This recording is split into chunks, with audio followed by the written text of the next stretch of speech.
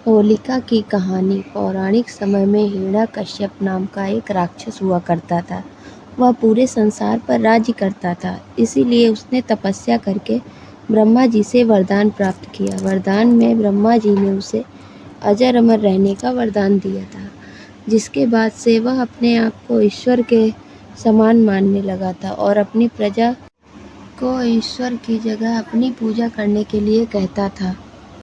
उसके डर के मारे उसकी प्रजा उसकी पूजा भी करने लगी थी। लेकिन हिरण्यकश्यप का पुत्र, जिसका नाम प्रहलाद था, वह हमेशा भगवान विष्णु की पूजा करता था, जो कि वह एक राक्षस का पुत्र था। हिरण्यकश्यप को जब इस बात का पता लगा तो वह बहुत क्रोधित हुआ, क्योंकि वह भगवान विष्णु को घोर विरोधी था।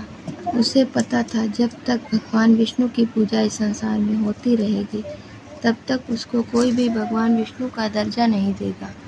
उसने प्रहलाद से भगवान विष्णु की पूजा बंद कर अपनी पूजा करने का हुक्म दिया, लेकिन प्रहलाद ने अपने पिता की एक नहीं सुनी और विष्णु भक्ति में और ज़्यादा लीन होने लगा।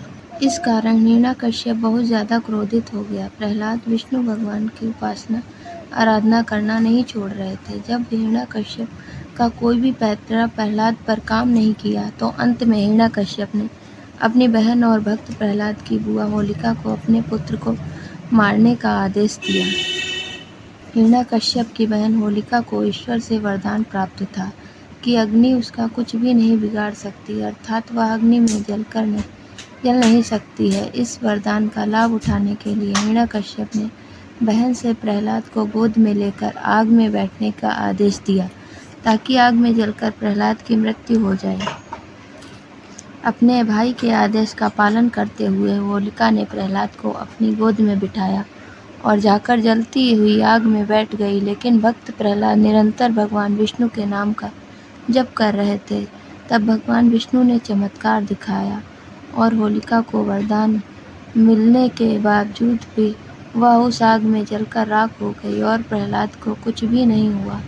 इसलिए कहते हैं कि बुराई चाहे कितनी भी बड़ी क्यों ना हो, अच्छाई हमेशा उसे मात दे देती है। रंगों का त्योहार होली। धन्यवाद।